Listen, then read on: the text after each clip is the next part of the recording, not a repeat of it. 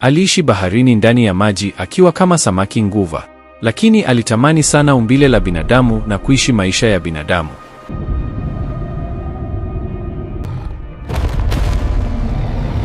Baada ya msaada wa mungu wa giza wa ulimwengu wa nguva. Wewe nguva mdogo, unataka nini hapa? Au umechoka kuishi? Mkuu Nkunda, nataka kuishi kama binadamu. Nahitaji msaada wako. Alibadilika na kuwa binadamu, lakini kwa masharti ya kutisha sana.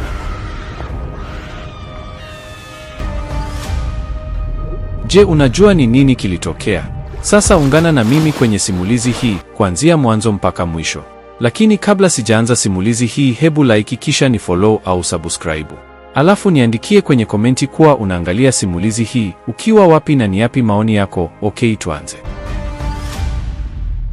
Mbali kabisa na fukwe za pwani ya Afrika Mashariki, katikati ya vilindi vya bahari kuu ambapo mwanga wa jua haufiki, aliishi nguva mmoja wa kipekee aliyeitwa Saladini.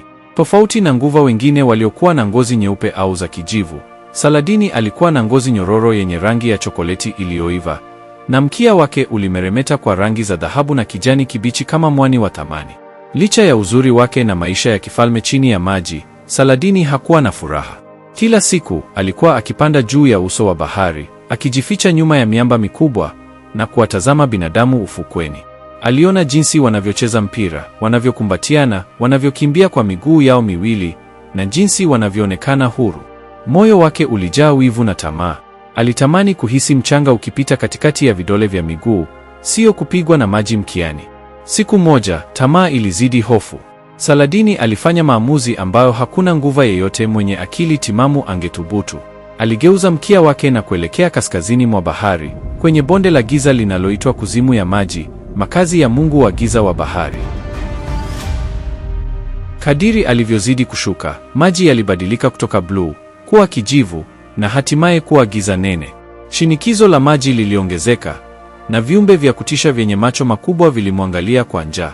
Saladini hakujali. Alipofika kwenye mpaka wa ulimwengu wa nguva na ulimwengu wa giza, maji yalianza kuzunguka kwa kasi ya ajabu. Mvumo wa maji ulikuwa kama kimbunga cha chini ya bahari. Saladini alijikuta akisukumwa huku na kule, mwili wake ukigonga miamba. Pumzi zilianza kumwishia na giza lilianza kumwingia machoni. Alihisi huu ndio mwisho wake.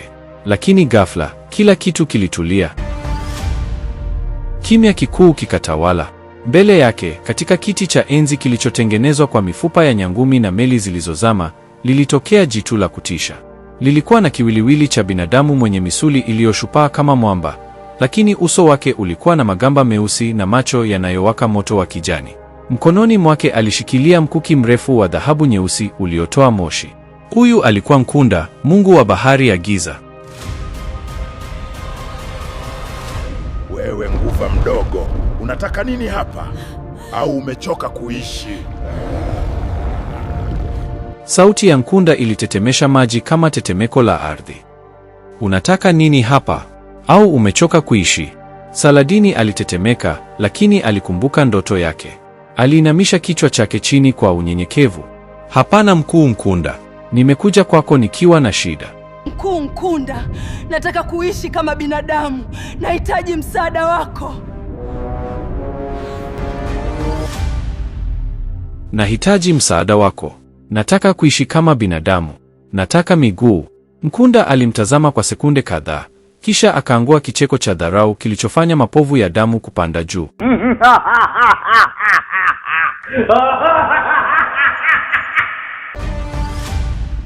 Unataka kuacha ukuu wa bahari ukawe mdudu dhaifu wa nchi kavu. Nkunda alisimama, urefu wake ukiunika ule wa Saladini mara 3. Sikiliza Saladini, kila msaada unaohitaji kwangu lazima ulipie. Hakuna cha bure katika himaya yangu. Niko tayari kwa lolote, Saladini alijibu haraka, sauti yake ikiwa na mwangwi wa kukata tamaa. Chukua mkia wangu, chukua sauti yangu, chukua chochote. Ila nipe miguu. Nkunda alitabasamu, tabasamu lililoonesha meno makali kama visu. Sitaki sauti yako. Nataka roho. Nataka uhai. Nkunda alimzunguka Saladini huku akichezea mkuki wake. Nitakupa miguu. Nitakupa umbo la kibinadamu lenye mvuto wa ajabu. Lakini sharti langu ni hili, kila wiki, lazima uniletee nafsi za binadamu wasiopungua 4. Lazima uwawe au wasaliti waje kwangu.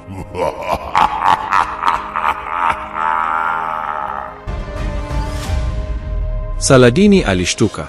Kuwa yeye hakuwa muuaji, lakini Nkunda aliendelea, mpaka utakapofikisha nafsi 100 ndipo utakuwa binadamu kamili milele. Lakini ukishindwa kuleta nafsi 4 kila wiki, utarudi kuwa nguva na sitakuacha huru. Utakuwa mtumwa wangu hapa kwenye giza milele, ukipata mateso ambayo hata shetani anaogopa. Moyo wa Saladini ulienda mbio. Nafsi 100, watu 4 kila wiki. Hiyo ilimaanisha lazima awe muuaji wa kutisha. Lakini picha ya maisha ya ufukweni, nguo nzuri na upendo wa kibinadamu vilimlevya. Nakubali, Saladini alisema kwa sauti ndogo. Nakubali. Nkunda alirudia kwa sauti ya radi. Mkataba umesainiwa kwa damu. Nkunda alinyooshea mkono wake na kumwelekezea Saladini ule mkuki wa giza. Mwanga mweusi ulimpiga Saladini kifuani. Ah! Saladini alipiga kelele ya uchungu.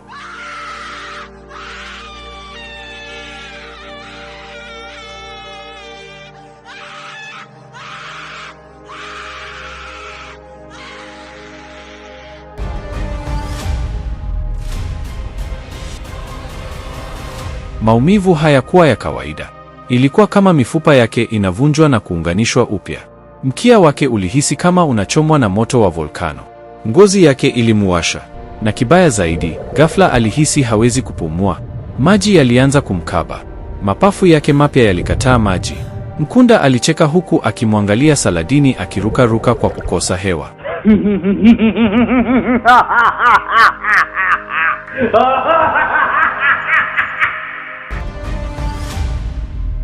Nenda sasa. Nenda katafute nafsi zangu. Kumbuka, 4 kila wiki. Saladini, akiwa na maumivu makali na kukosa pumzi, alianza kuogelea kwa kasi ya ajabu kuelekea juu. Kila pigo la mkono lilikuwa chungu.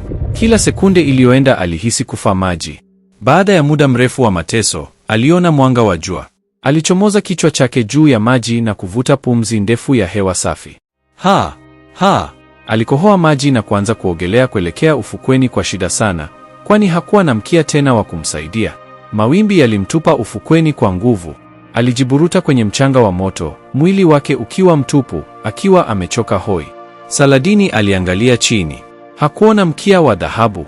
Badala yake, aliona vitu viwili virefu, vyenye ngozi nyororo ya chokoleti, na vidole 5 kila upande. Alikuwa na miguu. Alikuwa binadamu. Alijaribu kusimama, miguu yake ikitetemeka kama mtoto anayejifunza kutembea. Aliposimama wima, alihisi upepo ukimpiga. Furaha iliyoje! Lakini furaha hiyo ilikatishwa ghafla. Kwa mbali, aliona kijana mmoja mtanashati akitembea ufukweni akielekea upande wake. Saladini alitabasamu, akitaka kumuita amsaidie. Lakini ghafla, sauti ya Nkunda ililia kichwani mwake. 1 bado watatu wiki hii. Tabasamu la Saladini lilipotea. Aligundua kuwa maisha haya mapya siyo ya starehe tu, ni maisha ya mawindo. Na huyu kijana anayekuja huenda ndiye akawa wa kwanza.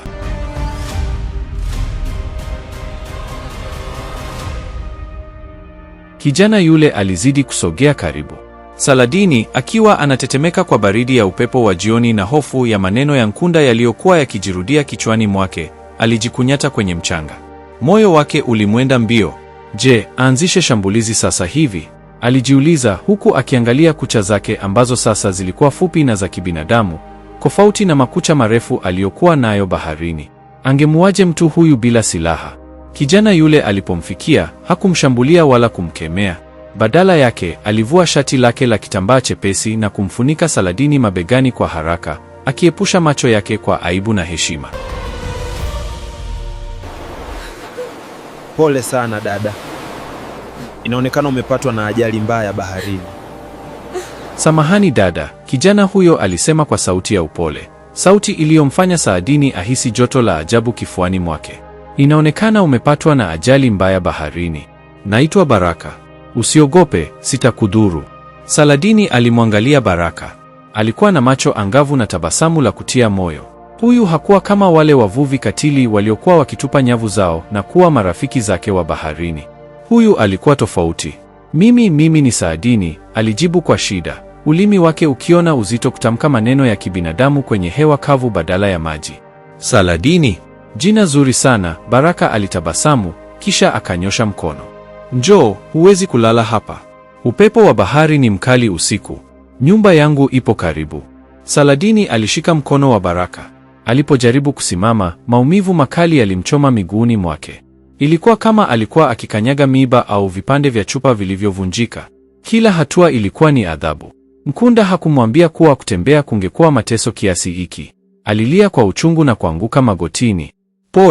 Pole sana, Baraka alimshika kwa nguvu, kisha bila kusita, alimbeba Saladini mikononi mwake kama mtoto mchanga. Pole sana dada. Usijali, upo sehemu salama. Unaonekana umeumia sana. Umeumia vibaya. Nitakubeba. Saladini akiwa kifuani mwa Baraka, alihisi mapigo ya moyo wa kijana huyo. Sauti hiyo ya moyo ilimkumbusha agizo la Nkunda. Nafsi 4. Anza na huyu. Vunja shingo yake sasa hivi akiwa amekubeba. Ni rahisi. Sauti ya Nkunda ilinong'ona kama upepo wa kisulisuli masikioni mwake. Saladini aliinua mkono wake na kuelekeza kwenye shingo ya Baraka. Baraka hakuhisi hatari yoyote. Alikuwa akitembea kwa ujasiri akiamini amemwokoa malaika. Saladini alikunja vidole vyake, akijiandaa kufanya kitendo chake cha kwanza cha kinyama. Lakini joto la mwili wa Baraka na harufu yake ya asili ya karafuu na chumvi ilimlegeza. Hakuweza. Alishusha mkono wake taratibu. Nitafanya kesho, alijipa moyo. Leo nimechoka sana. Walifika kwenye kibanda kidogo cha makuti kilichopo kando ya kijiji cha wavuvi. Ndani kulikuwa na mwanga hafifu wa kibatari. Baraka alimkalisha Saladini kwenye mkeka na kumpa maji ya kunywa na samaki wa kuchoma. Saladini alipoona samaki yule wa kuchoma, alihisi kichefuchefu. Hawa walikuwa ndugu zake baharini, na sasa ilibidi awale ili aishi kama binadamu. Kwa shingo upande, alikula ili apate nguvu. Usijali. Mimi nitalala hapa chini. Wewe lala kitandani hapo. Usiku uliingia. Baraka alimwachia Saladini kitanda chake na yeye akalala chini kwenye mkeka. Usiku wa manane, Saladini alishindwa kulala. Miguu yake ilimuuma, lakini kilichomuuma zaidi ni dhamiri yake. Ghafla, kivuli cheusi kilitokea kwenye kona ya chumba. Moshi mweusi ulijikusanya na kutengeneza sura ya kutisha ya Nkunda, ingawa Baraka aliyekuwa amelala hakuweza kuiona. Umemwacha aishi wakati unayo nafasi ya kumwangamiza. Umemwacha aishi.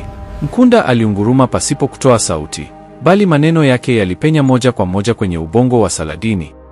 Wiki imeanza Saladini. Umebakiza siku 6.5. Usipomtoa huyu kijana sadaka, nitachukua miguu yako na kukurudisha kuzimu ukiwa kipofu na bubu. Siwezi kumuua yeye, Saladini alijibu kimoyomoyo, machozi yakimtoka. Amenisaidia. Ameniokoa. Msaada wa binadamu ni udhaifu. Nkunda alifoka. Basi kama unampenda huyu, toka nje. Nenda kijijini. Kule kuna walevi, kuna wezi, kuna watu wengi. Niletee damu kabla jua la kesho halijazama, au utajuta kuzaliwa. Kivuli kilipotea. Saladini alihema kwa hofu. Alimwangalia Baraka aliyekuwa amelala kwa amani, kifua chake kikipanda na kushuka. Alijua hawezi kumuua Baraka, angalau si kwa sasa. Moyo wake ulikuwa umeanza kumpenda kijana huyu mwema. Lakini deni la Nkunda lilipaswa kulipwa. Saladini alisimama taratibu, akijitahidi kuzuia maumivu ya miguu yake. Alichukua kisu kidogo cha kukatia samaki ambacho Baraka alikiacha mezani. Alifungua mlango wa kibanda kimya kimya na kutoka nje kwenye giza la usiku. Upepo wa usiku ulimpapasa. Alisikia sauti za mbali, muziki na vicheko kutoka kwenye baa ya kienyeji iliyokuwa mita chache kutoka ufukweni. Macho ya Saladini yalibadilika. Yale macho mazuri ya kibinadamu yalipotea kwa sekunde moja na kuwa na mboni nyembamba kama za nyoka, zikang'aa gizani. Mawindo yalikuwa yameanza. Alitembea kwa kuvuta mguu kuelekea kule kwenye kelele. Alimkuta mwanaume mmoja mlevi akiwa ameegemea mti, akiimba nyimbo za ovyo na chupa mkononi. Mwanaume huyo alipomwona Saladini akitokea gizani, alinyamaza na kutoa tabasamu la kijinga. Wewe mrembo, unatafuta nini usiku? Nisaidie kaka, nimepotea njia. Mlevi yule alipayuka huku akimkonyeza. Unatafuta nini usiku huu? Njoo nikusindikize. Saladini alitabasamu, tabasamu la baridi lililoficha nia yake ovu. Alisogea karibu, akijifanya anahitaji msaada. Nimepotea, Saadini alinong'ona. Unaweza kunionyesha njia ya baharini? Mlevi yule alicheka na kumshika mkono. Baharini? Twende, nitakupeleka popote.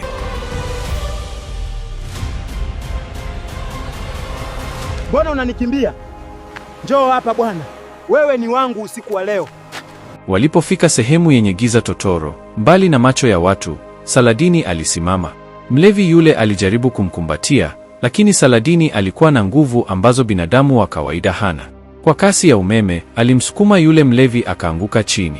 Kabla mlevi hajapiga kelele, Saadini alimkumbuka Nkunda. Alikumbuka mkia wake uliopotea. Alikumbuka maumivu ya miguu yake. Hasira ilimpanda.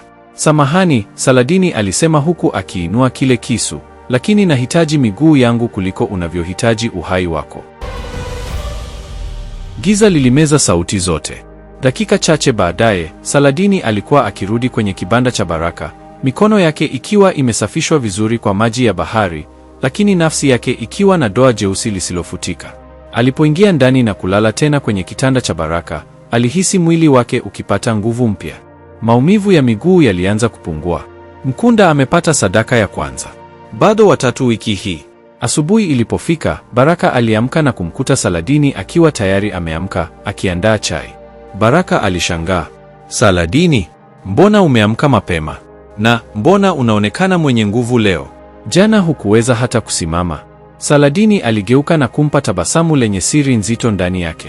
Nimepona haraka, Baraka. Bahari ina siri nyingi na tiba nyingi. Baraka alifurahi, asijue kuwa mwanamke aliyeko mbele yake, usiku uliopita, alikuwa ameanza safari ya kuwa mwindaji hatari zaidi kuwahi kutokea pwani hiyo. Siku iliyofuata, kijiji cha wavuvi cha Mji Mwema kiliamka na hali ya taharuki. Saadini, akiwa amevalia kanga mpya na nzuri aliyonunuliwa na Baraka, alijihisi kama malkia.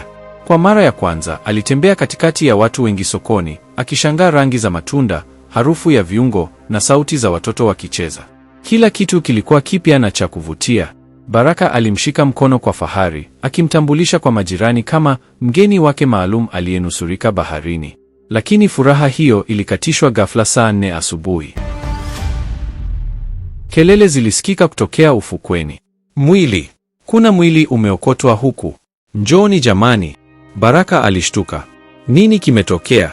Twende tukaone, Saadini alisema, ingawa moyo wake ulikuwa ukidunda kwa hofu.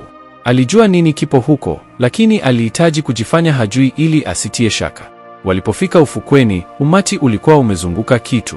Baraka alichenga watu na kufika mbele, huku Saladini akiwa nyuma yake. Chini ulikuwa mwili wa yule mlevi wa usiku uliopita, ukiwa umeparara na kubadilika rangi kwa maji ya chumvi.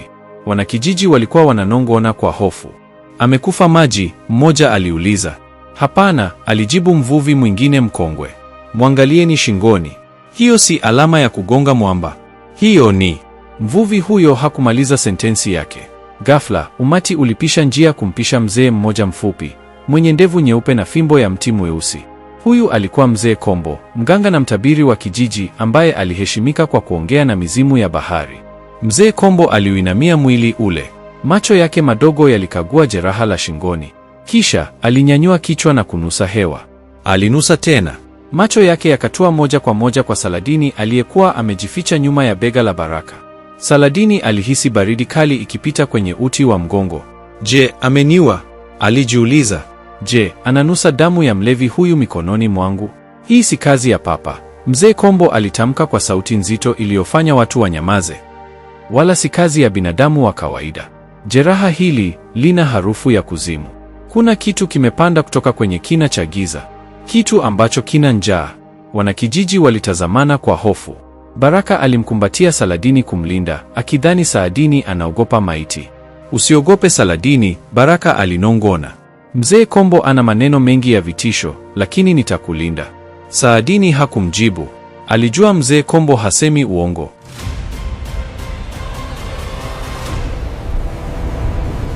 Jioni hiyo, hali ya hewa ilibadilika. Mawingu meusi yalitanda angani na bahari ilichafuka.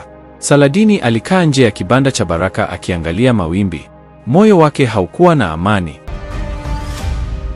Sauti ya Nkunda ilirudi tena kichwani mwake, nzito kuliko jana. Bado watatu, Saladini. Na muda unayoyoma. Usipolipa deni, miguu hiyo itaanza kuoza ukiwa bado unatembea. Saladini aliangalia miguu yake. Kwa mbali, aliona kovu dogo jipya likianza kutokea kwenye kifundo cha mguu. Hapana, aliwaza. Isianze sasa hivi. Alimhitaji mtu mwingine. Haraka. Unawaza nini? Sauti ya kike ilimstua. Saladini aligeuka na kumwona msichana mmoja mrembo, mwenye macho ya wivu na dharau, amesimama mbele yake. Huyu alikuwa Zuena, msichana ambaye kwa muda mrefu alikuwa akimpenda Baraka, lakini Baraka hakuwa na hisia naye. Kuona Baraka akiwa na mgeni huyu mrembo kulimfanya Zuena aumie. Naitwa Zuena, msichana huyo alisema kwa ukali. Sijui umetoka wapi, wewe jini la baharini, lakini usidhani utamchukua Baraka kirahisi. Hujui chochote kuhusu maisha ya hapa. Saladini alimtazama Zuena. Hasira ya Zuena ilikuwa wazi. Lakini Saladini hakuona tishio, aliona fursa. Zuena alikuwa mpweke. Zuena alikuwa na wivu. Na muhimu zaidi, Zuena alikuwa amemfuata mpaka hapa, sehemu ambao Baraka hakuwepo kwa muda huo kwani alienda kuuza samaki. Sikutaka kumchukua Baraka, Saladini alisema kwa upole wa uongo, akisimama na kusogea karibu na Zuena. Mimi ni mgeni tu. Nimepotea. Labda unaweza kunisaidia, nahitaji kwenda kisimani kuchota maji. Shoga yangu, naomba unisindikize kisimani.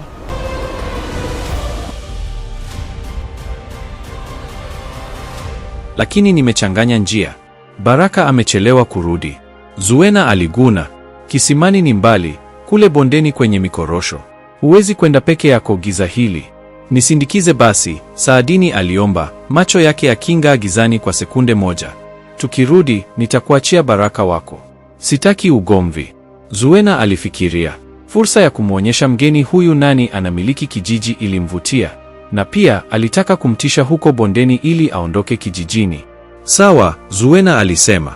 Twende. Lakini usifikiri sisi ni marafiki.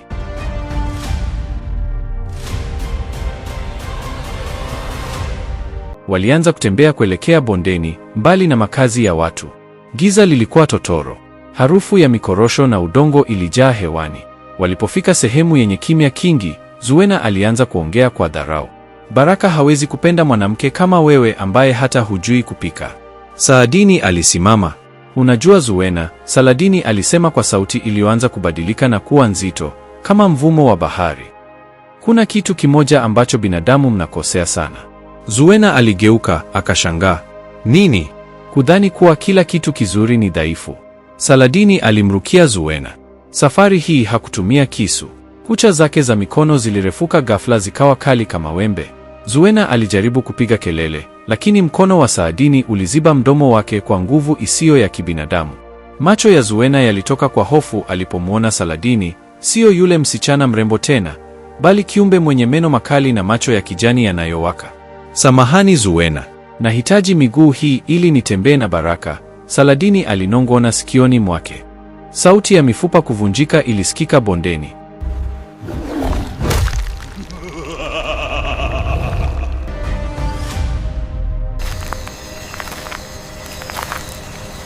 Dakika chache baadaye, Saladini alikuwa akitembea kurudi nyumbani peke yake. Kovu lile kwenye mguu wake lilikuwa limepotea. Ngozi yake ilinawiri zaidi.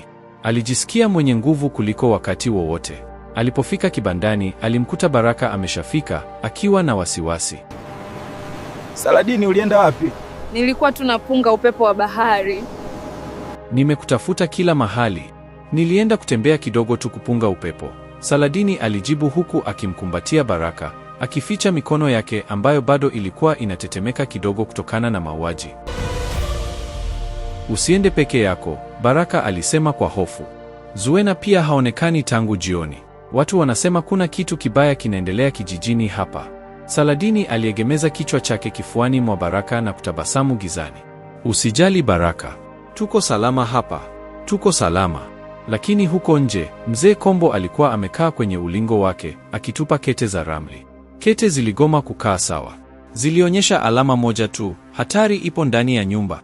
Mzee Kombo alisimama na kuchukua mkuki wake wa ulinzi. Huyu mgeni siyo mtu, alinong'ona. Na lazima nimfichue kabla hajamaliza kijiji kizima.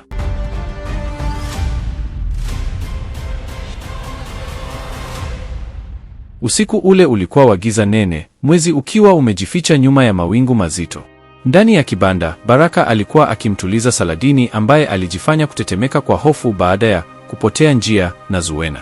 Usijali mpenzi, niko hapa nawe na kila kitu kitakuwa sawa. Amini mimi. Ghafla, mlango uligongwa kwa nguvu. Kar. Fungua mlango. Najua kimo ndani. Sauti nzito ya Mzee Kombo ilinguruma. Baraka alisimama kwa hasira. Mzee Kombo. Usiku huu wa manane, Alifungua mlango. Mzee Kombo aliingia ndani kama upepo wa kisulisuli, macho yake yakiwaka moto, na mkononi akiwa ameshikilia mkia wa nru na tunguri ndogo. Baraka, toka pembeni. Mzee Kombo aliamuru, akimnyooshea kidole Saladini aliyekuwa amekaa kitandani. Huyo mwanamke uliyemleta nyumbani kwako si binadamu, ni jini la baharini, ni nguva mla watu. Saladini alijikunyata, akitoa machozi ya uongo. Baraka, anataka nini huyu mzee? Mbona ananitisha? Baraka alimgeukia Mzee Kombo kwa ukali. Mzee, heshima yako ni kubwa, lakini siwezi kukubali umdhalilishe mgeni wangu. Saladini ni msichana maskini aliyenusurika kifo. Kifo? Mzee Kombo alicheka kwa dharau. Huyo ndiye kifo chenyewe. Zuena yuko wapi? Mlevi Juma yuko wapi? Wote wamepotea tangu huyu aingie kijijini. Bila kusubiri jibu, Mzee Kombo alirusha mkono wake mbele. Kutoka kwenye tunguri yake, unga mweupe uliruka na kumwagiwa Saladini usoni. Ilikuwa chumvi ya maapizo iliyochanganywa na majivu ya mifupa ya papa, dawa kali ya kufichua mashetani wa baharini. Unga ule ulipotua kwenye ngozi ya Saladini, alihisi kama amemwagiwa tindikali. Moshi mdogo ulianza kufuka kwenye ngozi yake. Maumivu yalikuwa makali kiasi cha kutaka kupiga kelele ya kinyama na kubadilika kuwa nguva hapo hapo. Lakini Saladini alijua akifanya hivyo, Baraka atamua. Kwa nguvu zake zote za giza, alimeza maumivu yale. Badala ya kunguruma, alipiga kelele ya kike ya maumivu na kuanguka chini akilia. Macho yangu. Baraka, nisaidie, amenimwagia sumu. Baraka alipomwona Saladini akigaragara chini huku akilia, hasira ilimpanda. Alimvaa Mzee Kombo na kumsukuma nje ya mlango kwa nguvu. Toka na uchawi wako. Usipokanyaga hapa tena nitasahau uzee wako. Mzee Kombo alianguka nje kwenye mchanga. Alisimama akamtazama Baraka kwa huruma, kisha akamtazama Saladini aliyekuwa akichungulia mlangoni kwa jicho moja, jicho ambalo kwa sekunde hiyo lilikuwa la kijani kibichi likiwaka kama taa. Baraka, unachokifanya ipo siku utajutia. Umeshachelewa Baraka, Mzee Kombo alisema kwa masikitiko. Umeingiza chui ndani ya zizi la mbuzi. Leo amenishinda kwa hila zake, lakini sitaacha kijiji hiki kiangamie. Mzee Kombo aliondoka gizani, lakini aliacha mstari wa dawa kuzunguka nyumba ile ili kumzuia Saladini asitoke. Pole sana Saladini. Asante sana Baraka kwa kunijali. Baraka alirudi ndani, akamchukua Saladini na kuanza kumfuta uso kwa maji safi. Pole sana mpenzi. Huyu mzee amechanganyikiwa. Saladini alimkumbatia Baraka, lakini mawazo yake yalikuwa mbali. Dawa ile iliniumiza, aliwaza. Mzee huyu anajua mimi ni nani. Lazima afe. Lakini siwezi kumuua sasa hivi, amejiandaa. Usiku uliendelea. Baraka alipitiwa na usingizi mzito kutokana na uchovu wa ugomvi. Saladini aliamka. Mwili wake ulikuwa unawaka moto. Sauti ya Nkunda ilirudi kwa nguvu. 3. Nahitaji watatu sasa hivi. Hiyo dawa ya mzee imekudhoofisha. Unahitaji damu mpya ili kuponya ngozi yako. Saladini alitoka kitandani.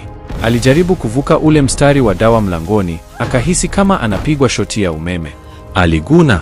Alipita dirishani nyuma ya nyumba ambapo Mzee Kombo alikuwa amesahau kuweka dawa. Akiwa nje, alijua hawezi kwenda mbali kwani alikuwa dhaifu. Alihitaji mtu wa karibu. Akiwa anatembea kando ya nyumba za wavuvi, alimwona kijana mmoja mlizi wa usiku, anayeitwa Kasim, akiwa amekaa kwenye benchi akisinzia huku redio yake ndogo ikiimba taarab. Saladini alitabasamu. Kasim alikuwa anajulikana kwa kupenda wanawake. Saladini alijivuta mpaka karibu naye, kisha akagusa bega lake kwa upole. Kaka, naogopa giza. Kasim alishtuka toka usingizini. Alipoona mrembo mbele yake, usingizi wote uliruka. Ni wewe mgeni wa Baraka. Unaogopa nini? Kuna kitu kimenifukuza nyumbani, Saladini alisema kwa sauti ya kudeka. naomba nikae na wewe hapa tafadhali. Kasim alifurahi. Karibu sana, jisikia upo nyumbani. Hapa uko salama mikononi mwangu. Kasim alimpa nafasi kwenye benchi. Saladini alikaa. Dakika chache za maongezi zilipita. Kasim alijaribu kumshika mkono. Saladini hakukataa. Una mikono baridi sana, Kasim alisema. Njoo nikupatie joto, Saadini alinong'ona. Kasim alipomkumbatia, Saadini alibadilika. Mdomo wake ulipanuka kwa njia isiyo ya kawaida, meno yake yakarefuka. Kabla Kasim hajatoa sauti, Saladini alizamisha meno yake shingoni mwa Kasim na kunyonya uhai wake kwa sekunde chache. Mwili wa Kasim ulipooza na kuanguka chini kimya kimya. Saladini alihisi nguvu zikimrudia. Ngozi yake iliyoathiriwa na dawa ya mzee Kombo ilipona papo hapo. Mmoja amebaki. Mkunda alicheka kwa furaha kutoka kuzimu.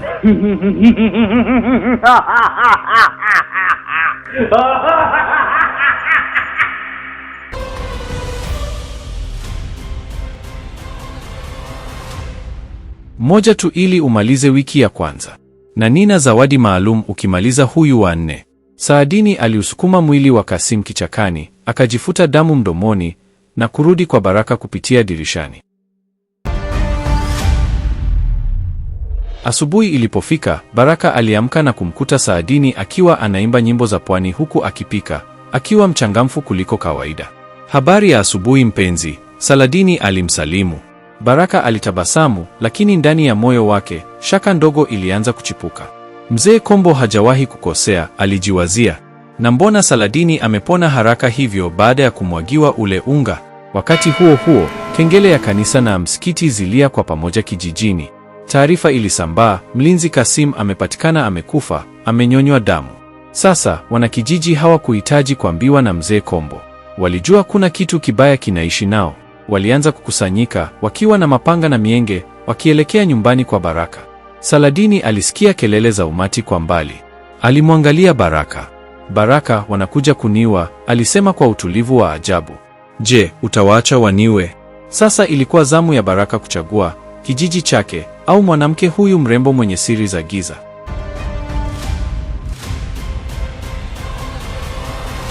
Kelele za ua jini, choma moto, zilijaa angani, zikichanganyika na mwanga mwekundu wa mienge iliyokuwa inakaribia. Baraka alitetemeka, kijasho chembamba kikimtoka. Hakuwahi kuona wanakijiji wenzake wakiwa na hasira kiasi hicho. Alimwangalia Saladini, ambaye alikuwa amekaa kona ya chumba, macho yake yakiwa yamejaa hofu ya kutengeneza. Baraka, Saladini alisema kwa sauti ya chini, nipeleke kwao. Acha waniwe ili wakuache salama. Mimi ni mkosi kwako. Maneno hayo yalichoma moyo wa Baraka kama mshale. Hapana, alifoka, akichukua panga lake kubwa alilotumia kukatia kuni. Wewe ni mgeni wangu. Na nimeanza kukupenda, Saadini. Sitaruhusu wakuguse. Nje, mzee Kombo alisimama mbele ya umati uliojaa hasira. Baraka, toka nje, tunamtaka huyo jini wa bahari, hatuna shida na wewe. Baraka, toka nje.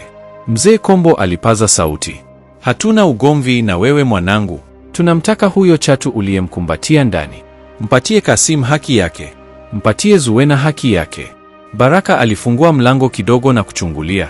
Zuwena na Kasim wamepotea kwa ajali. Msimsingizie binti huyu asiye na hatia. Huna akili, kijana mmoja mrefu mwenye rasta, aliyeitwa Kibwana, aliruka mbele.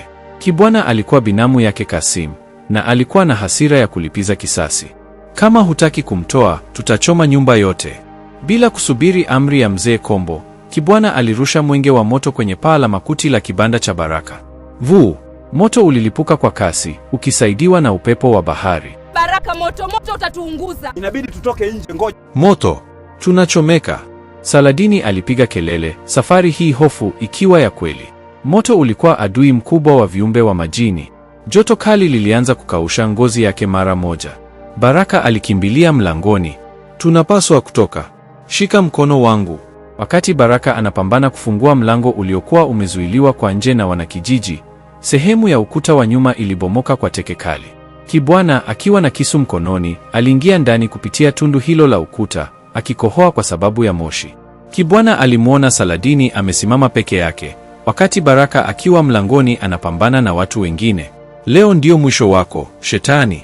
Kibwana alinguruma na kumrukia Saladini. Hii ndiyo nafasi ambao Saladini alikuwa akiisubiri. Moshi mzito ulijaa ndani, ukimficha Saladini na Kibwana wasionekane na Baraka. Saladini hakukimbia. Alisimama imara. Kibwana alipomkaribia na kisu, Saladini alidaka mkono wake kwa kasi ambayo jicho la binadamu lisingeweza kuona. Kibwana alishtuka. Nguvu za msichana huyu hazikuwa za kawaida. Alijaribu kujinasua, lakini mkono wa Saladini ulikuwa kama koleo la chuma. Saladini alimsogezea uso wake karibu na sikio la Kibwana. Macho ya Saladini yalibadilika na kuwa meusi tii, yasiyo na sehemu nyeupe. Asante kwa kuja. Saladini alinong'ona kwa sauti iliyosikika kama maji yanayochemka. Wewe ni wa nne. Saladini alifungua taya zake na kumng'ata Kibwana kwenye mshipa mkubwa wa shingo. Haikuwa kunyonya damu tu, ilikuwa ni kuvuta nafsi.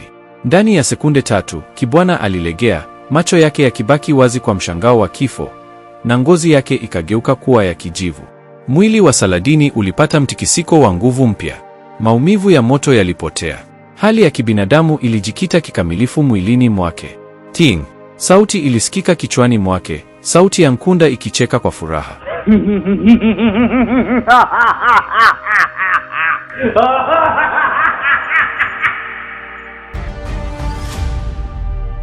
Mkataba wa wiki ya kwanza umekamilika.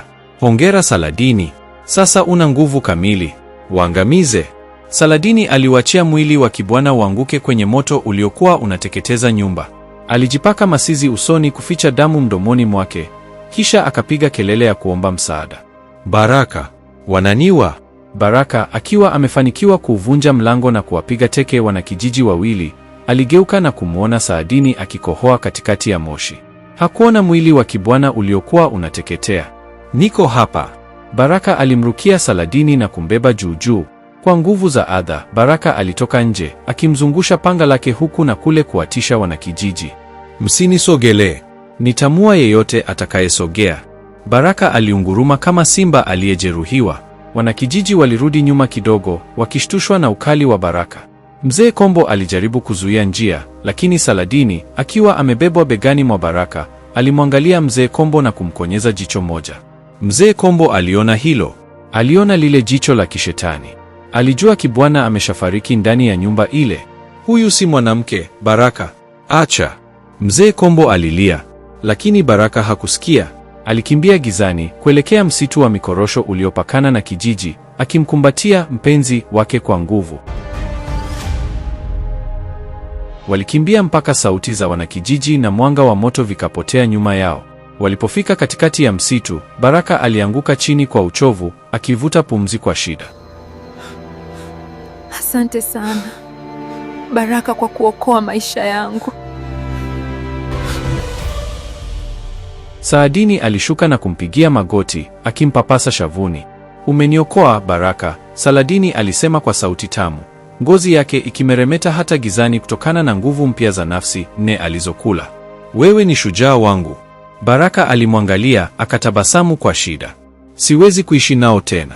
Wametuchomea nyumba. Sasa mimi na wewe ni wakimbizi. Tutaenda mjini, Saladini alipendekeza, macho yake yakiangalia mbali kule ambapo taa za jiji la Dar es Salaam zilionekana ziking'aa. Kule kuna watu wengi, kuna maisha mazuri, na hakuna atakayetujua. Baraka alikubali kwa kichwa. Hakujua kuwa pendekezo la Saladini la kwenda mjini halikuwa kwa ajili ya usalama wao, bali ni kwa sababu Nkunda alihitaji shamba jipya la mavuno. Kijijini watu walikuwa wachache na walishtuka haraka. Mjini kuna mamilioni ya watu. Mjini watu wanapotea kila siku na hakuna anayejali. Walianza safari ya miguu kuelekea barabara kuu, wakiacha kijiji cha Mji Mwema nyuma. Huko nyuma kijijini, Mzee Kombo alikuwa akiuzima moto wa nyumba ya Baraka. Walipoingia ndani ya mabaki ya nyumba, walikuta mifupa ya Kibwana. Mama yake Kibwana aliangua kilio cha uchungu. Mzee Kombo alishika fimbo yake kwa hasira. Machozi yalimtoka. Hii vita haijaisha, Mzee Kombo aliapa mbele ya wanakijiji. Baraka amechukuliwa msukule akiwa hai. Nitawafuata. Hata wakienda mwisho wa dunia, nitawafuata na kumuua huyo nguva. Mzee Kombo aliingiza mkono wake mfukoni na kutoa kipande cha mhina, mti mtakatifu unaweza kuwadhuru majini. Angalia jinsi jiji linavyong'aa. Ni ajabu kweli. Kuna magari mengi sana. Wiki ya pili inaanza. Saadini na Baraka wameingia ndani ya jiji la Dar es Salaam. Kelele za magari, taa nyingi na umati wa watu vilimchanganya na kumfurahisha Saladini, lakini Nkunda hakumpumzisha. Usiku wa kwanza tu wakiwa wamejificha kwenye nyumba ya kulala wageni huko Manzese, sauti ya Nkunda ilisikika tena. Hongera kwa wiki ya kwanza. Sasa sheria inabadilika. Saadini alishtuka. Inabadilika? Ulisema nafsi nne kila wiki. Nkunda alicheka kicheko cha kutetemesha kuta. Hiyo ilikuwa bei ya kijijini. Mjini vitu ni ghali, Saadini. Hapa nataka nafsi 6 kila wiki. Na sharti jipya, Baraka asigundue wewe ni nani. Akigundua tu na kuchukua wewe na yeye kuzimu. Saladini alimeza mate. Nafsi 6 na kumficha Baraka asijue wakati wanaishi chumba kimoja.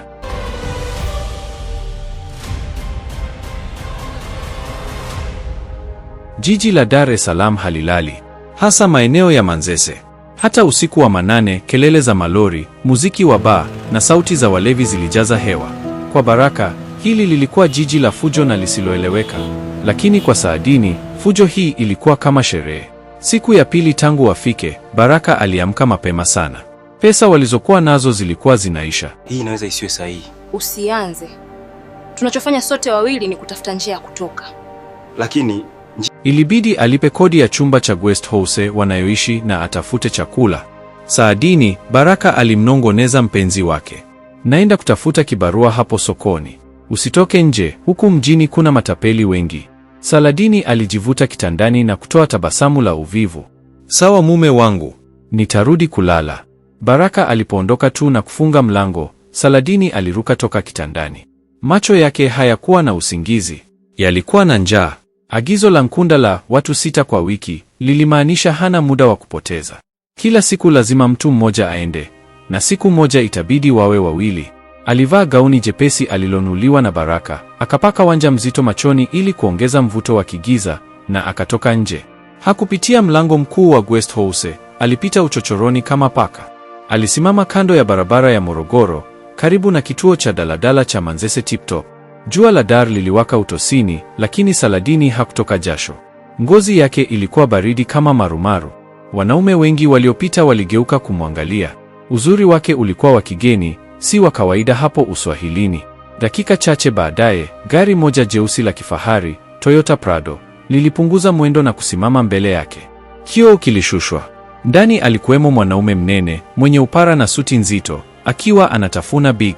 Mrembo, jua ni kali sana, mwanaume yule alisema huku akimwangalia Saladini juu mpaka chini kwa matamanio. Unasubiri usafiri? Panda nikusogeze. Saladini alitabasamu. Huyu ndiye aliyemhitaji.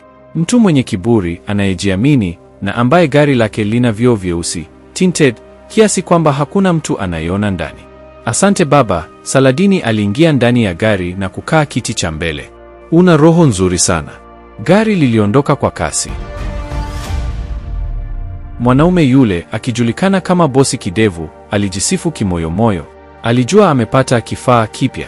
Alianza kupeleka gari maeneo ya Sinza, akitarajia kumrubuni binti huyu kwa pesa. Unaitwa nani mrembo? Naona wewe ni mgeni hapa mjini, Bosi Kidevu aliuliza, mkono wake ukianza kusogea kumshika Saladini paja. Saladini aliuangalia mkono ule, kisha akamwangalia Bosi Kidevu usoni. Naitwa Saladini, alijibu kwa sauti ya chini. Na ndio, mimi ni mgeni kutoka sehemu yenye kina kirefu sana. Kina kirefu? Bosi Kidevu alicheka. Mwanza nini? Usijali, hapa Dar nitakuonyesha maisha. Gari liliingia kwenye uchochoro tulivu wa Sinza ili Bosi Kidevu apaki gari pembeni aongee biashara. Alipozima gari tu, alimgeukia Saladini. Haya mrembo, unataka shilingi ngapi? Saadini hakujibu. Alisogeza uso wake karibu na wa Bosi Kidevu. Harufu ya Saladini ilibadilika ghafla. Haikunukia manukato tena, bali ilinukia damu na chumvi ya bahari iliyooza. Macho ya Bosi Kidevu yalitoka pima. Alitaka kupiga kelele, lakini sauti iliganda kooni. Mrembo aliyekuwa naye alikuwa amebadilika sura. Mdomo wake ulijaa meno yaliyopishana kama msumeno. Sitaki pesa zako. Saadini aliunguruma. Nataka pumzi yako. Ndani ya gari lile lenye vioo vyeusi, hakuna aliyesikia purukushani hiyo. Saladini alimshika kichwa na kumaliza kazi yake ndani ya dakika 2. Alifyonza nafsi ya bosi kidevu mpaka mwili wake ukabaki kama ganda tupu la ndizi. Ting! Mmoja! Sauti ya Nkunda ilisikika kwa furaha.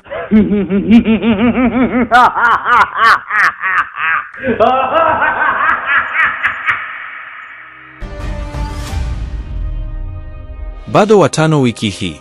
Kazi nzuri. Saladini alimvuta bosi kidevu akae kama vile anasinzia kwenye usukani. Alichukua pochi ya pesa ya bosi kidevu ili Baraka asishuku anapotoa pesa za matumizi, akajifuta mdomo na kushuka kwenye gari kwa utulivu. Alitembea kurudi Manzese kama vile hakuna kilichotokea. Alipofika guest house, alimkuta Baraka amekaa nje akiwa ameshika kichwa kwa masikitiko. Vipi mume wangu, mbona mapema? We, acha tu sokoni wanazingua, wanataka kitambulisho. Saladini alishtuka. Vipi mume wangu? Mbona mapema? Baraka alinyanyua uso ulijaa vumbi na jasho. Huko sokoni kugumu, Saadini. Wanataka kitambulisho cha kazi, wanataka ujuane na watu. Sijapata kazi yoyote. Sijui tutakula nini leo. Saadini alikaa karibu naye, akamshika mkono. Usijali Baraka. Mungu ni mwema. Saadini aliingiza mkono kwenye kanga yake na kutoa noti kadhaa za 10,000 alizompora bosi kidevu. Baraka alishtuka. Saladini, umepata wapi pesa hizi? Moyo wa Saladini ulidunda. Ilibidi adanganye haraka. Nilikutana na mama mmoja Msamaria mwema, nilimsaidia kubeba mizigo yake toka stendi, akanipa shukrani. Alisema nina nyota ya bahati. Baraka alimkumbatia kwa furaha na kumsifu. Wewe ni malaika Saladini. Wewe ni mkombozi wangu. Saladini alitabasamu, lakini ndani ya moyo wake alihisi baridi. Malaika, aliwaza. Kama ungejua kuwa pesa hizi zimetoka mfukoni mwa maiti niliyoyacha Sinza muda huu. Wakati huo huo, katika kituo kikuu cha mabasi cha Magufuli, basi kutoka Mtwara liliingia. Mzee mmoja mfupi, mwenye kofia ya baragashia na fimbo nyeusi, alishuka. Mzee Kombo alikuwa amefika Dar es Salaam. Alisimama katikati ya umati, akafumba macho na kunusa hewa ya jiji. Harufu ya moshi wa magari ilikuwa kali, lakini ndani yake aliweza kusikia harufu nyepesi, harufu ya damu ya bosi kidevu iliyomwagika muda mfupi uliopita. Umeanza mapema. Mzee Kombo alinong'ona, akielekeza fimbo yake upande wa Manzese. Lakini jiji hili lina macho mengi.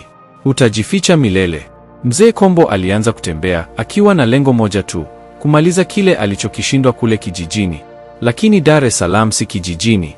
Hapa, Mzee Kombo atahitaji zaidi ya fimbo, atahitaji washirika. Saladini amemua bosi kidevu na kupata pesa, lakini uongo wake kwa Baraka unazidi kuwa mzito.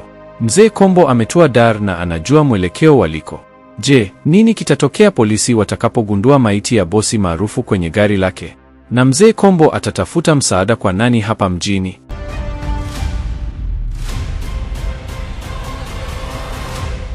Mapigano yamezuka katika mji mkuu. Serikali imetoa amri ya kutotoka nje. Hali ni tete. Asubuhi iliyofuata, jiji la Dar es Salaam lililipuka kwa taarifa za kutisha. Kwenye redio ndogo ya Panasonic waliokuwa wanasikiliza watu wa mapokezi kwenye guest house, mtangazaji alikuwa akisoma habari kwa msisimko. Tukio la ajabu limetokea maeneo ya Sinza usiku wa kuamkia leo. Mfanyabiashara maarufu jijini, Bwana Juma aka bosi kidevu, amekutwa amekufa ndani ya gari lake aina ya Prado. Cha kushangaza ni kwamba mwili wake umekauka kana kwamba amenyonywa damu yote. Lakini hakuna jeraha lolote la wazi isipokuwa alama 2 ndogo shingoni. Baraka, aliyekuwa akinywa chai ya rangi na maandazi, alishusha kikombe chini kwa hofu. Umesikia hiyo Saladini? Watu wananyonywa damu kama kule kijijini. Umesikia hiyo Saladini? Watu wananyonywa damu huku mjini pia. Hii ni kama kule kwetu Mji Mwema kwa Mlinzi Kasim. Saladini aliyekuwa akipakana rangi nyekundu kwenye kucha zake, alijifanya kushtuka kidogo. Mungu wangu, dunia imeisha jamani. Labda kuna ugonjwa mpya. Inabidi tuwe makini sana mume wangu. Inatubidi tuwe makini sana mume wangu. Baraka alitingisha kichwa. Hapana, huu si ugonjwa. Haya ni mambo ya giza. Namkumbuka Mzee Kombo alivyosema. Saladini alipoona jina la Mzee Kombo linatajwa, alihisi hasira. Alisimama na kumshika Baraka mabegani. Mwache huyo mzee mchawi. Sisi tuko Dar es Salaam sasa. Hapa ni sehemu ya biashara na maendeleo, sio ushirikina. Hizo pesa nilizokupa jana zitumie vizuri, utafute chumba cha kupanga, tutoke hapa guest house. Baraka alituliza moyo. Sawa mke wangu. Nitaenda kutafuta chumba maeneo ya Tandale au Mwananyamala, kule bei ni nafuu. Baraka alipoondoka, Saladini alibaki chumbani akitabasamu kwenye kioo. Tafakari ya kwenye kioo haikumwonyesha yeye kama binadamu, bali ilimwonyesha akiwa na meno yaliyochongoka na macho ya njano. Mmoja ameenda, watano wamebaki, alijinongoneza. Leo usiku nitamtafuta mwenye nguvu zaidi.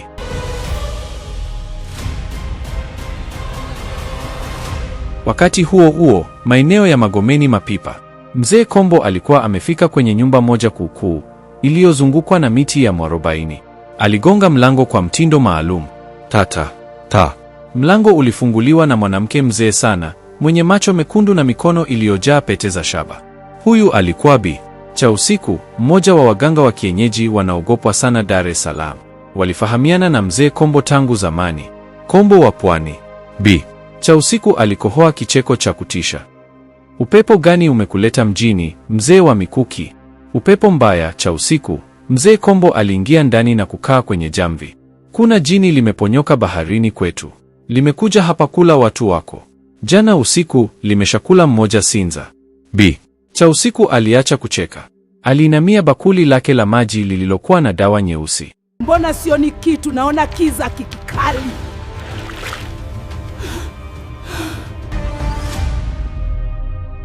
Alikoroga maji yale kwa mkia wa nyumbu. Ghafla, maji yale yalianza kutoa povu jekundu. Lina nguvu. Bi Chausiku alinong'ona kwa hofu.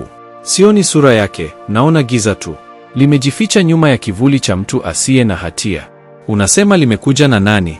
Na kijana wangu Baraka. Kijana huyo ametiwa giza la mapenzi, haoni wa hasikii. Mzee Kombo alijibu kwa uchungu. Nahitaji kumpata kabla hajamaliza wengine. Chausiku, nisaidie kuona alipo. Bi Chausiku alitupa kete zake kwenye bao la ramli. Kete zilisambaa.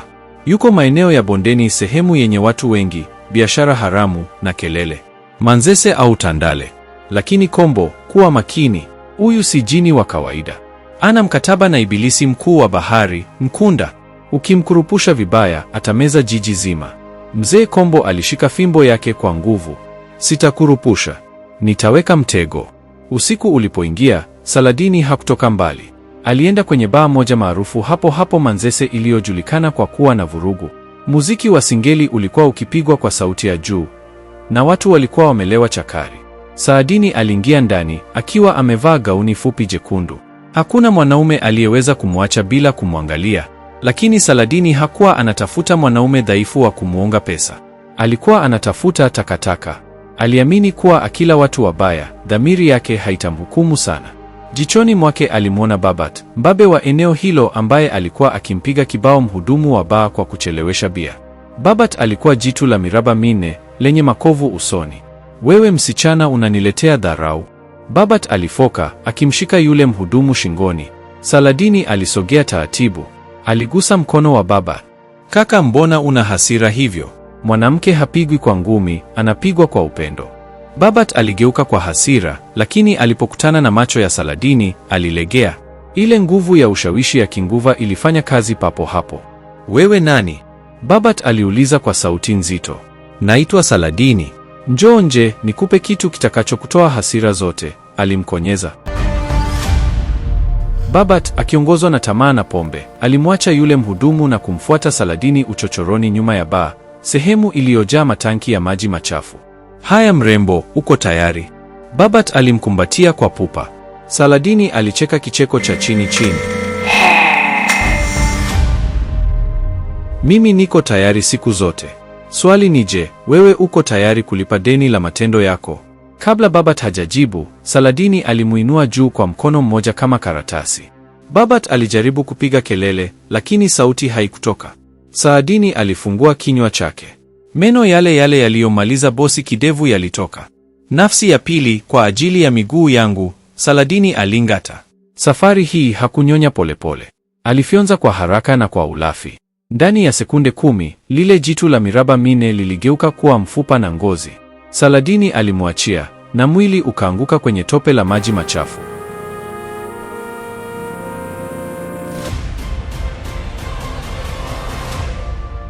Saadini alijilamba midomo. Alihisi nguvu ikimjaa.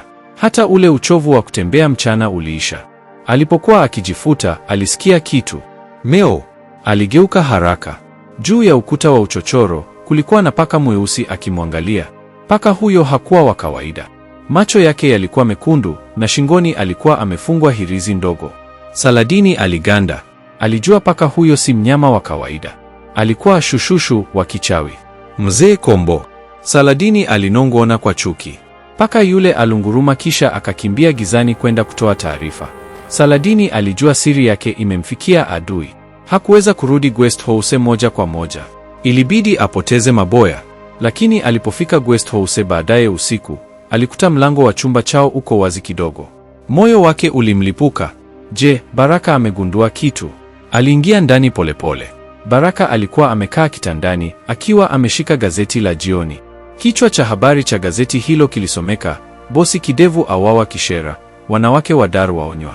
Baraka alinyanyua uso. Macho yake yalikuwa na maswali. Saladini, mbona kwenye hii picha ya muuaji kwenye gazeti inafanana na wewe?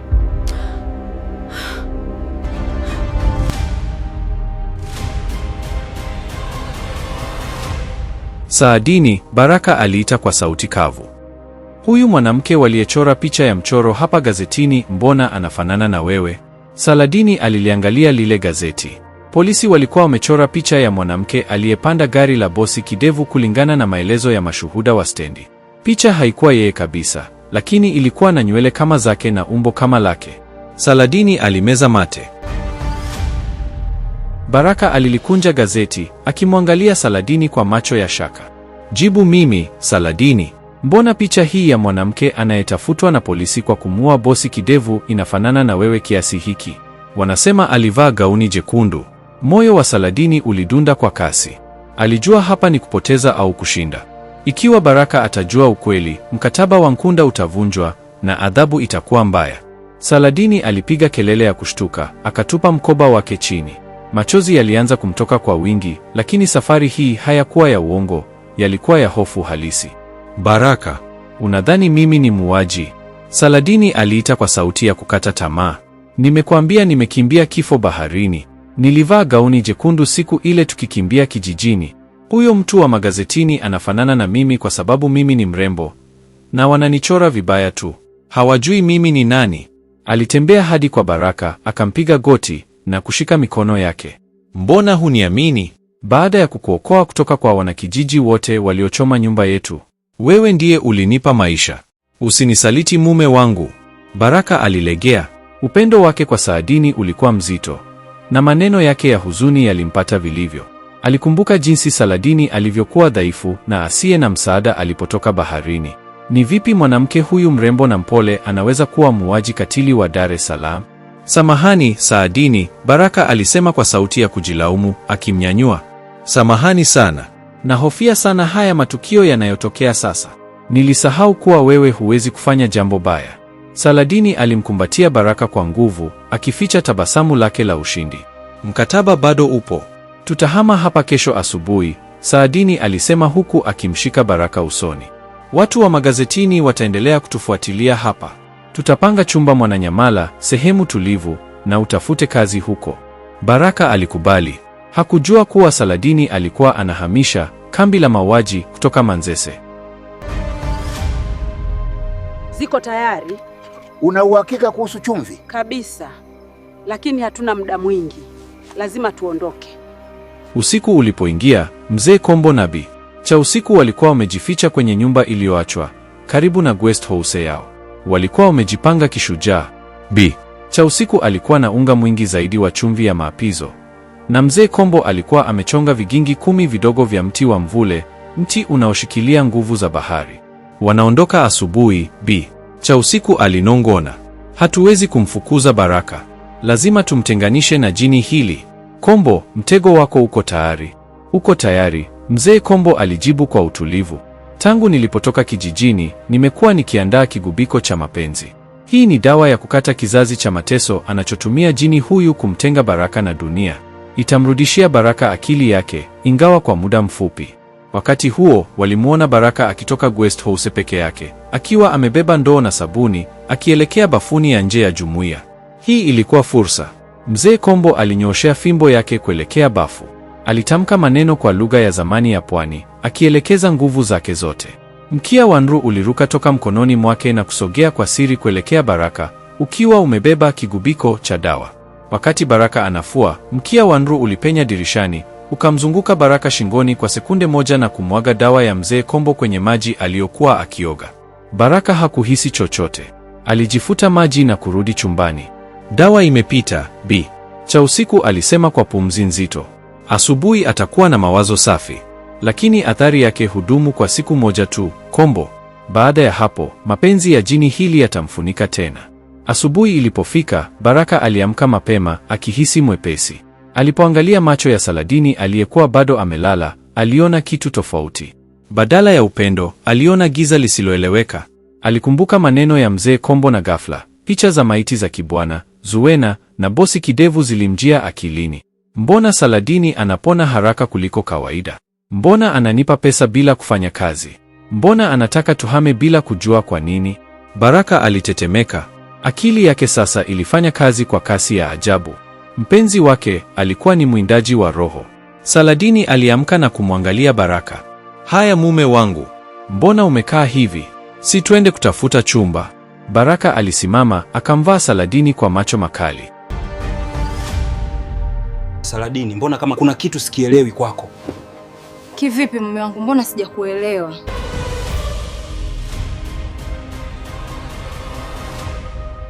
Saladini, kwa nini mimi na wewe hatuhisi njaa kama binadamu wa kawaida?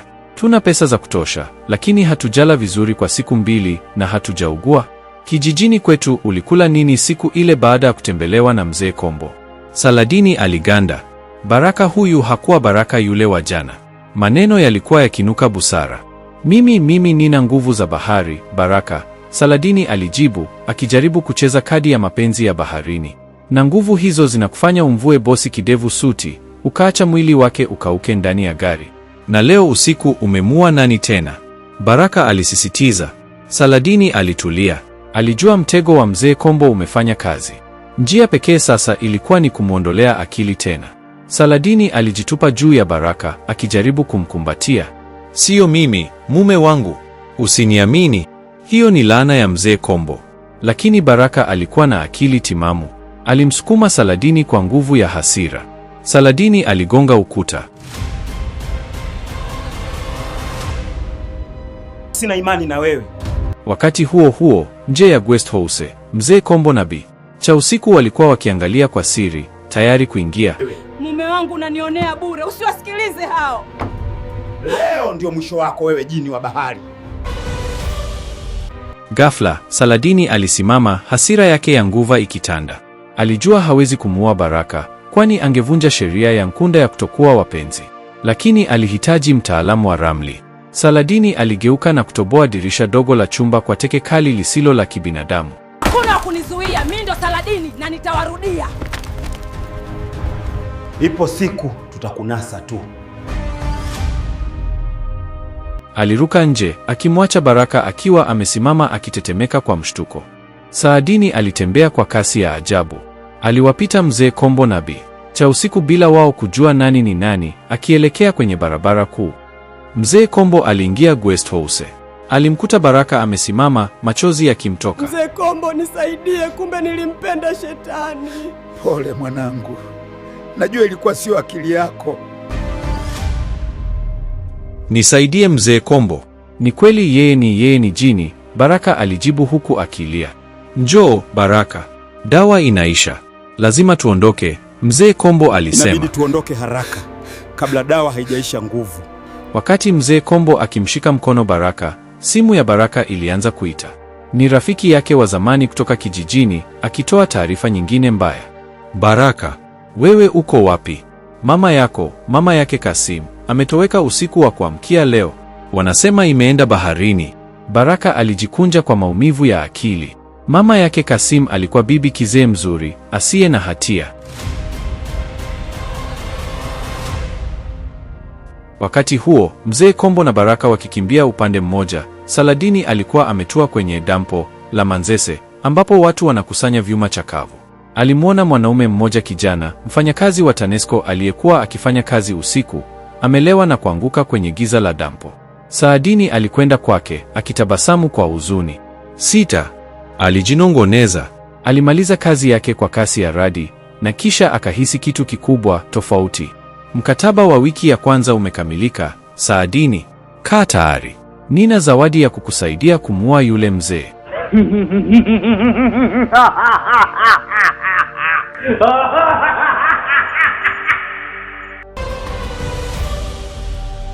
Tukutane jioni hii kwenye fukwe ya Kigamboni.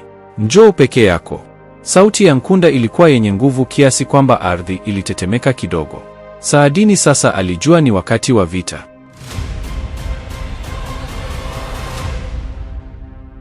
Mzee Kombo na Bi Chausiku walimchukua Baraka na kumpeleka haraka kwenye nyumba ya Bi Chausiku iliyopo Magomeni. Huko walimkalisha katikati ya duara la chaki nyeupe na nyekundu, likiwa limezungukwa na mishumaa meusi. Baraka alikuwa bado anatetemeka, picha za Saladini akivunja ukuta na kuruka nje zikimrudia kichwani. Baraka, kunywa dawa hii itakusaidia. Kunywa hii, Bi Chausiku alimpa kombe lenye dawa chungu. Hii itafunga akili yako isisikie tena mwito wa huyo jini. Jini huyo ana nguvu ya kuvuta hisia, Baraka. Akikuita tena utamkimbilia kama mtoto anayekimbilia pipi, hata kama unajua ni sumu. Baraka alimeza dawa ile kwa shida. Mzee Kombo kwa nini alinichagua mimi? Kwa sababu wewe una moyo safi. Mzee Kombo, kwa nini mimi? Kwa nini alinichagua mimi? Mzee Kombo akiwa ananoa ncha ya mkuki wake mdogo, alimtazama kwa huruma. Hakukuchagua kwa sababu wewe ni dhaifu, mwanangu. Alikuchagua kwa sababu una moyo safi. Mashetani wa bahari hawawezi kuishi nchi kavu bila nanga. Wewe ndiye ulikuwa nanga yake. Upendo wako ulimfanya aonekane binadamu machoni pa watu. Bila wewe, yeye ni monster tu anayetembea. Baraka aliinamisha kichwa. Upendo wake ulikuwa silaha ya maangamizi. Wakati huo huo, jua lilipokuwa linazama na rangi ya damu kutanda angani, Saladini alikuwa amefika feri, akielekea Kigamboni. Hakupanda pantoni. Alijua kuwa maji yanamtambua. Alishuka pembeni mwa kivukoni, sehemu ya giza, na kutumbukiza miguu yake majini. Mara moja, miguu ilileta hisia ya nyumbani, ingawa haikubadilika kuwa mkia kwa sababu ya mkataba. Alianza kuogelea juu ya maji kwa kasi ya ajabu, akikatiza mkondo wa bahari wenye nguvu kuelekea fukwe za mbali za Kigamboni South Beach. Alipofika ufukweni, sehemu ambao hakuna hoteli wa makazi, alisimama na kuangalia bahari kuu. Nkunda, nimekuja kiongozi wangu. Nkunda, nimefika. Saladini alipaza sauti. Nafsi 6 zimefika kwako. Naomba silaha yangu. Bahari ilianza kutokota. Mawimbi makubwa yalipiga ufukweni kwa kishindo. Buu! Kutoka katikati ya povu la mawimbi, umbo jeusi la Nkunda lilitokea. Safari hii hakuwa na umbo la kibinadamu sana. Alikuwa kama wingu la moshi mweusi lenye macho mawili ya kijani na meno yaliyoenea kila mahali. Safi sana Saladini.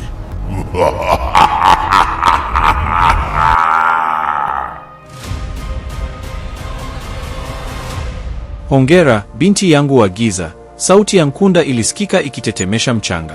Umemudu maisha ya jiji. Umejifunza kuwa ukatili ni sehemu ya ubinadamu. Mzee Kombo ananijua, Saladini alisema haraka, hofu ikimuingia. Ameungana na mchawi mwingine mjini. Wamemchukua Baraka.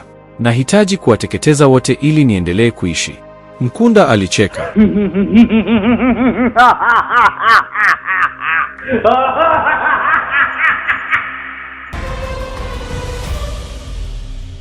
Kicheko chake kilifanya kaa na viumbe vidogo vya ufukweni kufa papo hapo.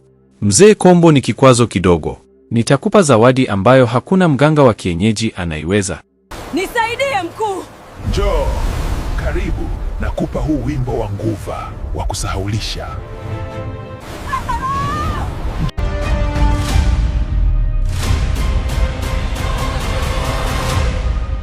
Njoo karibu. Saladini alisogea. Nkunda aligusa koo la Saladini kwa kidole chake cha moshi. Saladini alihisi baridi kali, kisha joto la ajabu likameza sauti yake. Ninakupa wimbo wa kusahaulisha, Nkunda alitangaza. Utahitaji nguvu za mwili kupigana nao. Utakapofungua mdomo wako na kuimba wimbo huu, Binadamu yeyote atakayesikia atapoteza kumbukumbu zake, atapoteza utashi wake, na atakuona wewe kama Mungu wao. Watakutii kwa kila kitu. Macho ya Saladini yaling'aa kwa furaha.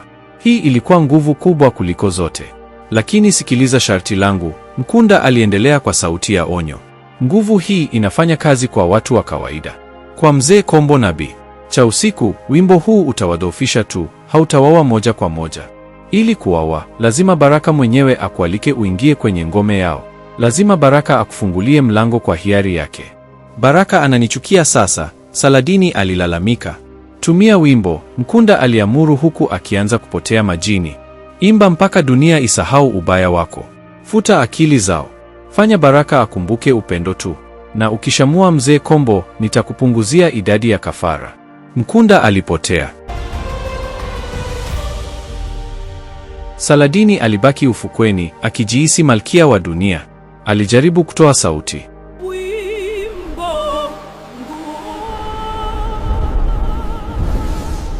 Sauti iliyotoka haikuwa ya kawaida. Ilikuwa na mwangwi uliopanda na kushuka, sauti iliyobeba huzuni na furaha kwa wakati mmoja.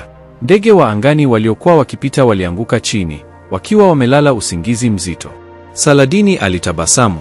Mzee Kombo umekwisha.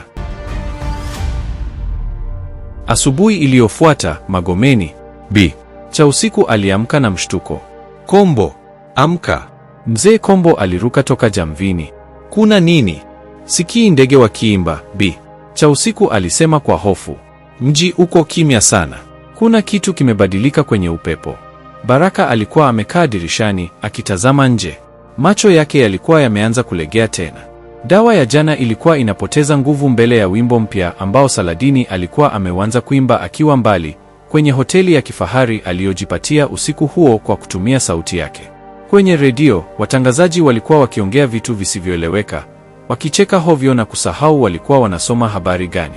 Watu barabarani walikuwa wakitembea kama mazezeta. Saladini, akiwa amevalia nguo za hariri, alikuwa anatembea mitaa ya Magomeni, akielekea kwenye nyumba ya Bi Chausiku. Hakuhitaji kujificha tena. Kila mtu aliyemwangalia alimsujudia. Polisi waliomwona, badala ya kumkamata, walimpigia saluti na kumfungulia njia. Malkia wetu, mrembo wetu, walinong'ona. Mzee Kombo alichungulia dirishani na kuona hali hiyo. Umati wa watu ulikuwa unamfuata Saladini kama msafara wa ibada. Ametumia sauti ya nguva mkuu, Mzee Kombo alisema kwa huzuni. Huu ni uchawi wa kizamani sana. Anakuja hapa, Baraka. Bi Chausiku alitetemeka. Dawa zetu hazifanyi kazi kwa sauti hii. Inapita kwenye masikio na kuingia kwenye roho. Baraka alishika kichwa. Sauti ya Saladini ilianza kusikika masikioni mwake, kamu na nyororo. Baraka mpenzi wangu, wanakudanganya. Mimi ni mke wako. Fungua mlango. Njoo nikupende. Baraka alisimama, macho yake yakiwa meupe. Alianza kuelekea mlangoni. Baraka, usifungue. Baraka, usifungue mlango, ni hatari, atatuangamiza wote. Niache nimfungulie mke wangu. Mzee Kombo alimrukia na kumkaba. Ukifungua mlango, anatua sote. Baraka alikuwa na nguvu za ajabu ghafla. Alimsukuma Mzee Kombo akaanguka. Acha kumzuia mke wangu. Acha. Saladini alikuwa amefika nje ya mlango. Alisimama akaweka mkono wake kwenye kitasa, ingawa hakuufungua. Aliendelea kuimba. Fungua mlango wa moyo wako. Fungua mlango wa nyumba. Bi Chausiku alichukua maji ya pilipili na kumwagia Baraka usoni ili kumzindua. Baraka alipiga kelele, akashtuka kidogo, lakini mkono wake ulikuwa bado unashikilia komeo la mlango. Vita sasa haikuwa ya mikuki wala ya moto. Ilikuwa ni vita ya sauti dhidi ya utashi. Saladini alijua akifanikiwa kuingia, Mzee Kombo na Bi Chausiku watakuwa chakula chake cha jioni, na Baraka atakuwa mtumwa wake milele. Mzee Kombo, Bi Chausiku alilia. Fanya kitu. Sauti inanimaliza nguvu. Mzee Kombo aliona hakuna njia nyingine. Alichomoa kisu chake cha dawa. Hakuwa na nia ya kumdhuru Saladini kwani yuko nje. Alimwangalia Baraka. Samahani mwanangu. Ili kuzuia ulimwengu usiangamie, lazima nikutoe damu kidogo kuvunja kiapo. Mzee Kombo alimkata Baraka kovu dogo kwenye kiganja cha mkono. Damu ilidondoka. Damu ya mpendwa ilipogusa ardhi ndani ya nyumba ya mganga, ilitengeneza agano la ulinzi. Ghafla, Sauti ya Saladini ilikatika nje. Ile nyimbo iliacha kusikika ndani ya nyumba. Saladini akiwa nje alihisi kama amepigwa ngumi kooni. Alikohoa. Wimbo ulikwama. Mzee mjanja. Saladini alinong'ona kwa hasira. Ametumia damu ya Baraka kufunga nyumba. Sasa Saladini alikuwa na hasira. Hakuweza kuingia kwa wimbo. Ilibidi aingie kwa nguvu. Aligeukia umati wa mazezeta waliokuwa nyuma yake, polisi, wa machinga, wapita njia. Vunjeni mlango huo. Saladini aliamuru. Leteni vichwa vya wazee hao wawili kwangu. Umati ule ulinguruma na kuanza kuishambulia nyumba ya Bi Cha usiku kwa mawe, mashoka na mikono mitupu. Mawe yaliponda madirisha. Mashoka yalipasua milango ya mbao. Umati wa watu wa Magomeni, macho yao yakiwa yamepumbazwa na sauti ya Saladini, walikuwa kama mchwa wenye njaa. Ndani ya nyumba, Bi Cha usiku alikuwa amepiga magoti akitetemeka, huku mzee Kombo akishikilia mkuki wake kwa mkono mmoja na kumpa Baraka kitu kwa mkono mwingine. Ilikuwa ni chupa ndogo ya glasi iliyojaa mchanga mweupe wa pwani ya sauti. Mwanangu, Baraka, kamata hii chupa. Hii ndio msaada pekee. Mwanangu, mzee Kombo alisema kwa sauti ya haraka. Wimbo wake unawatawala watu, lakini hauwezi kutawaa ukweli. Ukimwagia mchanga huu mwilini mwake wakati anaimba, utamfanya aonyeshe sura yake halisi mbele ya kila mtu. Ukweli utavunja uchawi wake. Lakini mzee, wakiona sura yake, watamua. Baraka alilia. Ni yeye au ni jiji zima, Baraka? Chagua. Mzee Kombo alifoka wakati mlango mkuu ulipovunjika vipande vipande. Saladini aliingia ndani akiwa ametulia kama malkia, akifuatiwa na vijana wawili wenye mapanga. Wimbo wake ulikuwa umepungua sauti, ukawa kama mnongono wa kishirikina uliolaza akili za kila aliyekuwepo. Alimtazama mzee Kombo kwa dharau, kisha akamgeukia Baraka kwa macho yaliyojaa mapenzi ya uongo. Baraka, Saladini alinong'ona, wazee hawa walitaka kututenganisha. Walitaka waamini mimi ni mnyama. Njoo kwangu, mume wangu. Tuangamize na turudi baharini kuwa wafalme. Baraka alitembea kuelekea kwake, mikono ikitetemeka. Saladini alicheka kimoyomoyo, akiamini ameshinda. Alifungua mikono yake kumkumbatia Baraka. Nakupenda Saladini, Baraka alisema kwa sauti ya uchungu. Lakini nakupenda kama mwanamke, si kama mnyama mla watu. Kwa kasi ya ajabu, Baraka alifungua ile chupa na kumwagia Saladini ule mchanga mweupe usoni na kifuani. Kelele ya kutisha, isiyo ya kibinadamu, ilitoka kooni mwa Saladini. Moshi wa kijani ulianza kufuka mwilini mwake. Ule uzuri wake wa kimbingu ulianza kuyeyuka kama mshumaa kwenye moto. Ngozi yake ikawa na magamba ya kijivu, macho yake yakawa makubwa na ya kijani yanayotisha, na miguu yake ikaanza kuungana na kutengeneza mkia wenye ncha kali. Mbele ya umati wa watu uliokuwa umeingia ndani, Saladini hakuwa tena mrembo wa Dar es Salaam, alikuwa nguva wa kuzimu. Uchawi wa sauti ulikatika papo hapo. Watu wa Magomeni walizinduka kama wametoka usingizini. Walipoona kiumbe kilicho mbele yao, hofu iligeuka kuwa hasira. Jini! Weni jini! Walipiga kelele. Watu walimvamia Saladini kwa mapanga na marungu. Saladini alipiga kelele ya kukata tamaa, akijitahidi kurudi nyuma, lakini mwili wake ulikuwa dhaifu, nchi kavu bila uchawi wake. Damu ya kijani ilianza kutiririka. Acheni! Inatosha, msimuumize. Mimi ndio niliyemleta na ndio nitakayemuondoa hapa.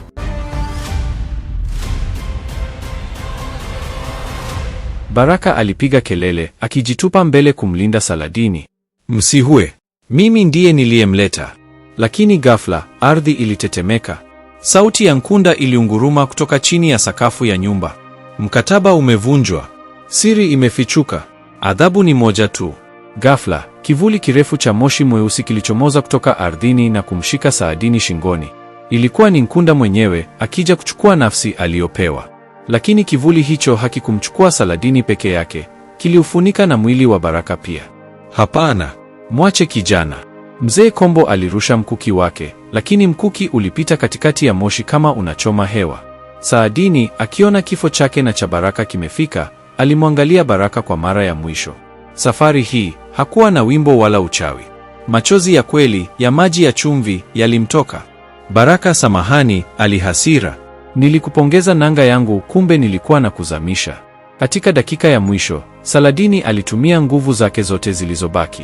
Badala ya kupambana na Nkunda, aliubeba mwili wa Baraka na kumvuta mbali na ule moshi mweusi, akimtikisa kwa nguvu kuelekea kwa Mzee Kombo. Chukua nafsi yangu, lakini muache binadamu huyu. Saladini alipiga kelele kwa Nkunda. Nkunda alicheka kwa kishindo.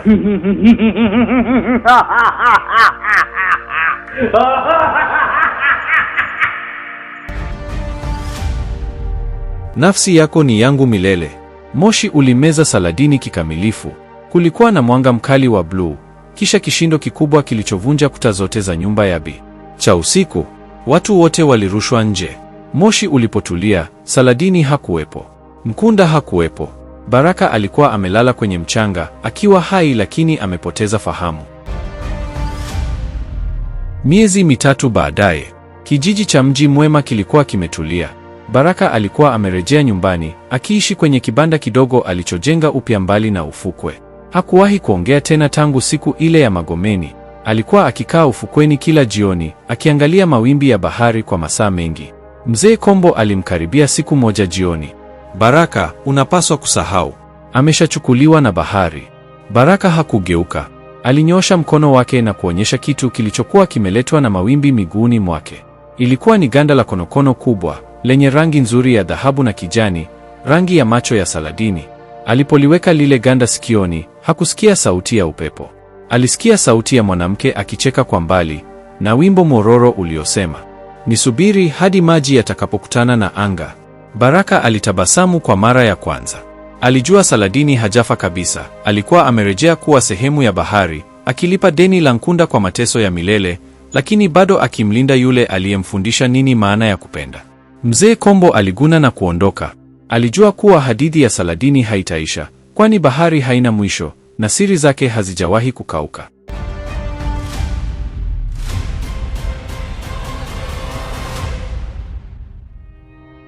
Okay, mpaka kufikia hapa ndio mwisho wa simulizi yetu. Nadhani utakuwa umejifunza kitu kwenye hadithi hii ya Saladini, nguva aliyetamani kuwa binadamu. Weka maoni yako kwenye comment hapo chini, uniambie kuwa umeionaje story na umejifunza nini. Mtayarishaji wa simulizi hii ni King Rhino MC Seba. Kwa matangazo ya biashara unaweza kutupigia au kutucheki WhatsApp kupitia namba 0683 637 109. Tukutane tena katika wakati mwingine na asante kwa kuangalia.